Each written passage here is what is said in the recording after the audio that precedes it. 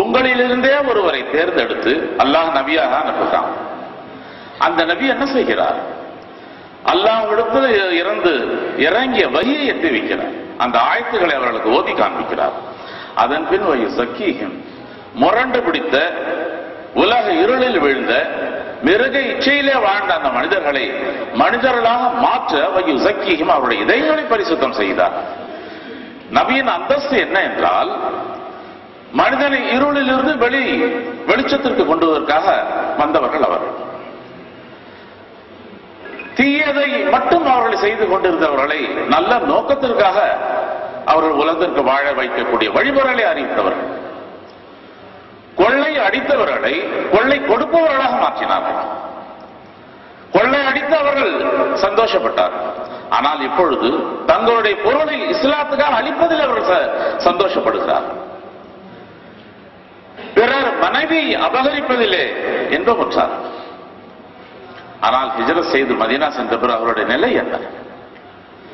இன்னொருவருடைய பொருள்களை அபகரித்ததிலே அவர்கள் சந்தோஷப்பட்டவர்கள் வியாபாரத்திலே பங்களிக்கிறார், தங்களுடைய நிலத்திலே பாதி அளிக்கிறார். இந்த நிலையெல்லாம் மாற்றியது என்ன என்பதுதான் நபி அலைஹிஸ்ஸலாத்து வஸலாம் அவருடைய வரலாறு. ஒரு பக்கம் வெளிரங்கம், இன்னொரு பக்கம் அந்தரங்கம்.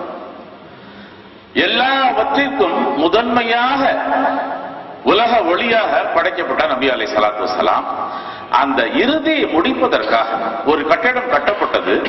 அதிலே ஒரு செங்கல் பாக்கி இருந்தது. அது நானாக இருக்கிறேன் என்பதாக நபி அலைஹிஸ்ஸலாத்து வஸலாம் அவர்கள் கூறுகிறார். இப்பொழுது அந்த இஸ்லாம் நமக்கு அளித்தது என்ன? வருடா வருடம் நாம் மீலாது விழாவை அவர்கள் மூலமாக கொண்டாடக்கூடிய ஒரு வாய்ப்பை, அந்த ஒரு கிரியையை செய்யக்கூடிய வாய்ப்பை நமக்கு அல்லாஹ் அளித்திருக்கின்றான். உலகத்திலே வீழக்கூடியவர்களும் பிறந்த நாட்களை கொண்டாடி கொண்டிருக்கின்றார். அரசியல் ஆட்சி பீடத்திலே மக்கள் சொத்துக்களை, அவருடைய செல்வங்களை கொள்ளை கொள்பவர்களும் பிறந்த நாட்களை கொண்டாடி கொண்டிருக்கிறார். விபச்சாரத்தை மூலமாக வைத்து செய்யக்கூடிய சினிமாக்கள் என்று சொல்லக்கூடிய அதன் மூலமாக மக்களுடைய பணத்தை கொள்ளையடிப்பவர்களும் பிறந்த நாட்களை கொண்டாடி கொண்டிருக்கின்றார். ஈசாய் சமூகத்தினர், கிறிஸ்தவ மதத்தினர் அவர்கள் வாழும்போது பிறந்த தினத்தை கொண்டாடுகிறார்கள், அடக்கம் செய்த பிறகும் பிறந்த தினத்தை கொண்டாடுகிறார்கள். இவர்கள் எல்லாவற்றிலும் வாழ்க்கை இல்லை, அவர்கள் உண்மையிலேயே இறந்து விட்டார்கள். ஆனால் என்றும் இறக்காத, என்றும் அவர்கள் வாழ்ந்து நம்மளை வாழ வைத்துக் கொண்டிருக்கக்கூடிய ஒரு மிகப்பெரிய ஒரு உன்னதம் மனிதர் என்று சொல்லாமல் மனித தன்மையிலே உயர்ந்த அந்தஸ்தை அடைந்த நபி. நபிகளுக்கெல்லாம் நபி, இமாமும் நபி. என்னிடத்திலே ஒருத்தர் கேட்டார், நீங்க என்ன அந்த ஷம்சுன் அந்த பத்ருன்னு குறிப்பிடுறீங்களே, இது ரொம்ப தப்பாச்சு அப்படின்னா. எந்த வகையில தப்பு அப்படின்னு நீங்க சொல்றீங்க? அதெல்லாம் ரொம்ப உயர்ந்ததாச்சு, மனிதருக்கு ஒப்புறீங்களே அப்படின்னார். நான் குறிப்பிட்ட ஷம்சும் அழியக்கூடியது தான், ஃபனாயத்தை அடையக்கூடிய வேண்டியது. அந்த பத்ரும் அதுவும் நிலாவும் அந்த சந்திரனும் அழியக்கூடியவை தான். அழிய முடியாத அழியாத நிலை அடைந்து இருக்கக்கூடிய அந்த நபியனுக்கு ஒப்பிட்டு கூட தவறு தான். அதிலும் உயர்ந்த நிலை அடைந்தவர்கள் அல்லவா எங்களது முஹம்மது முஸ்தபா ஸல்லல்லாஹு அலைஹி வஸல்லம். அதை யார் கண்டார்? நபிக்கு உலகத்துடைய தொடர்பை மவுத் என்று வரும்போது ஒரு சாதாரண மனிதனுக்கு ஏற்படக்கூடிய மௌத்தாக இருப்பதில்லை. உலக தொடர்பு துண்டிக்கப்படுகிறது அந்த உடலுக்கு.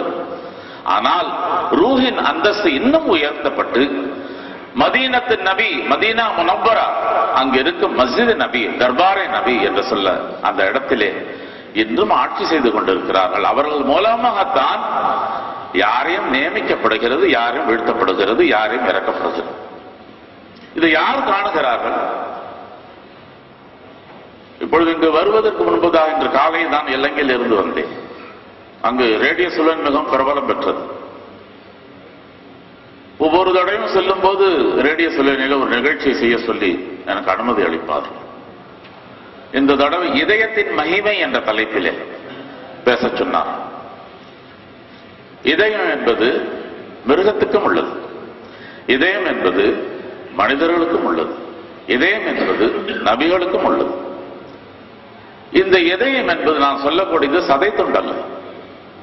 மற்ற மற்ற படைப்புகளை அல்லாஹ் மனிதர்களுக்காக படைத்தான், மனிதர்களை அல்லாஹுக்காக படைத்தான். அந்த படைப்புகளை அடக்கி ஆளவனுக்கு சக்தியை கொடுத்தான். ஆனால் அல்லாஹ்வுக்கு இவன் அடங்கி நடக்க வேண்டிய ஒரு தௌஃபீக்கை நபி மூலமாக வழங்கினான். அதற்காகத்தான் அந்த இதயத்தின் மகிமை என்ற நான் தலைப்பை தேர்ந்தெடுத்து, மனிதன் வாழ்கிறான், அவனுடைய இதயத்தை எடுத்து விட்டால் கூட பேஸ் மேக்கர் என்று சொல்லக்கூடிய கருவியை வைத்து அவன் இயக்கப்படுகின்றான். ஆனால் மௌத்து வரும்போது அந்த இதயத்தின் தன்மையையும் துண்டிக்கப்படுகிறது. இப்பொழுது குர்ஆன் இதயத்தை பற்றி நம்ம இடத்துல பேசுகிறது. வலா துதியு மன் அக்வல்னா கல்பஹு ذிக்ரினா வஹுவ குலூபன் மரதுஹு. இதயத்தை பற்றி ஒவ்வொரு இடமும் அல்லாஹ் குறிப்பிடும் போது அது அஃப்லஹ மன் தஸக்கா, அவர்கள் வெற்றி பெற்று விட்டார்கள். யார் என்றால் தங்களுடைய இதயத்தை பரிசுத்தம் செய்தவர்கள். இதயம் எப்படி அசுத்தம் அடையும், இதயம் எப்படி பரிசுத்தம் அடையும்? இறைவன் திருப்பெயரை கூறுவதனால் அது பரிசுத்தம் அடையும் என்பதாக அவன் கூறுகின்றான்.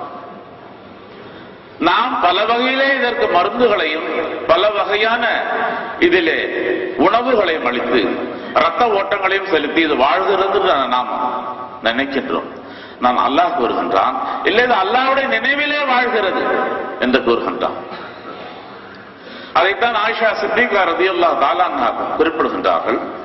கான ரசூலுல்லாஹ் ஸல்லல்லாஹு அலைஹி வஸல்லம் ஃபீ ذிக்ரில்லாஹி அலா குல்லி ஹயான். ஏன் அல்லாஹ்வுடைய நபி திக்ரை விட்டு விலகியவர்களா என்ன? அல்லாஹ்வுடைய அந்த வஹி எந்த நேரத்தில் இறங்குமோ, எந்த பாரத்தில் இறங்குமோ, அவர்கள் அமர்ந்திருந்தால் ஒட்டகமும் அமர்ந்து விடுகிறது. ஆயிஷா சித்திகா ரலியல்லாஹு தஆலா அன்ஹா அவர்கள் உடலிலே தொடையிலே தலை வைத்திருந்த வண்ணம் இருக்கும் போது, வகி இறங்கும் போது தொடை மிகவும் கனப்பதாக கூறுவார்கள்.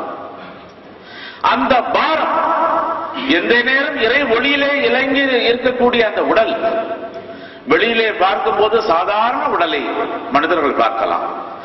சாதாரண மனிதர் என்று இன்றும் கருத்து கூறக்கூடிய ஒரு விடாப்புடியாக பிடிவாதம் பண்ணக்கூடிய தலைவர்கள் இருக்கலாம்.